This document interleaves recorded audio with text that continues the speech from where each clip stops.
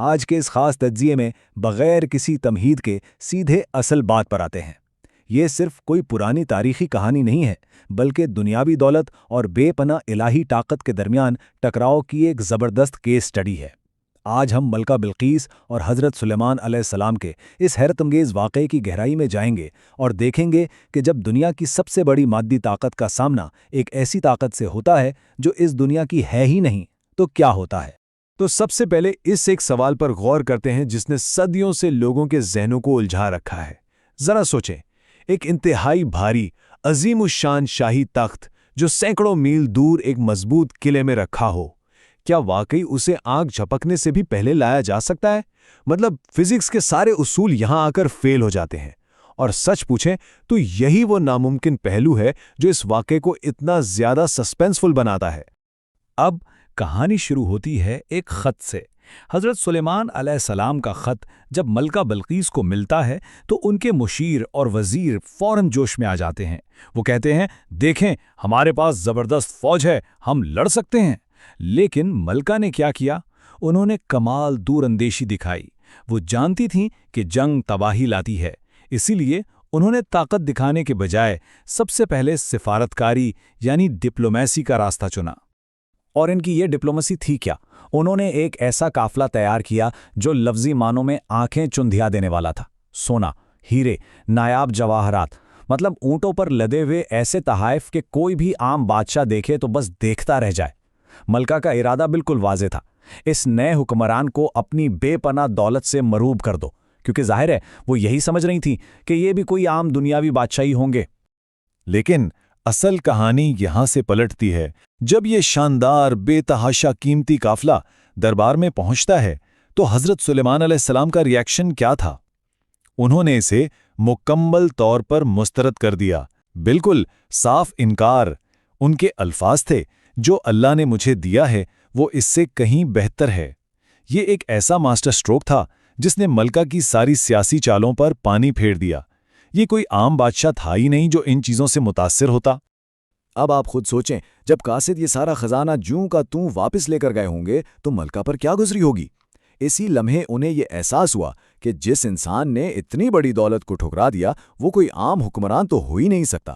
ان پر یہ بات واضح ہو گئی کہ حضرت سلیمان علیہ السلام دراصل اللہ کے نبی ہیں، اور بس پھر انہوں نے فیصلہ کیا کہ اب وہ خود ذاتی طور پر اس دربار کا سفر کریں گی اور حقیقت جانیں گی۔ ادھر ملکہ بلقیس سفر پر نکل چکی ہیں اور دوسری طرف حضرت سلیمان علیہ السلام اپنے دربار میں ایک ایسا چیلنج پیش کرتے ہیں جو انسانی عقل سے بالکل باہر ہے۔ وہ پوچھتے ہیں کہ تم میں سے کون ملکہ کا وہ عظیم الشان تخت میرے پاس لا سکتا ہے، اور وہ بھی ملکہ کے یہاں پہنچنے سے پہلے؟ یہ ایک سیدھا ٹیسٹ تھا، یہ دکھانے کے لیے کہ ان کے دربار میں کیسی ناقابل یقین اور سپر نیچرل طاقتیں موجود تھیں۔ اور پھر دربار میں جو مقابلہ ہوتا ہے نا، وہ کمال ہے۔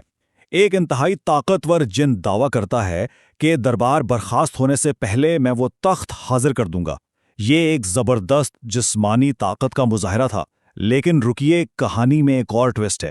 ایک اور شخص جس کے پاس کوئی جسمانی طاقت نہیں بلکہ اللہ کی خاص کتاب کا علم تھا، وہ کہتا ہے، میں اسے آپ کی پلک جھپکنے سے پہلے لا سکتا ہوں۔ ذرا اس فرق کو محسوس کریں، الہی علم محض طاقت پر کتنی بھاری برتری رکھتا ہے۔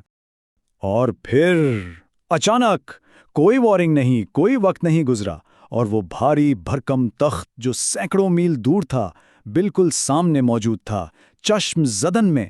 آپ تصور کر سکتے ہیں اس وقت دربار کا منظر، بالکل پن ڈراپ سائلنس، ایک ایسی گہری حیرت زدہ خاموشی جس میں سب دم بخود رہ گئے۔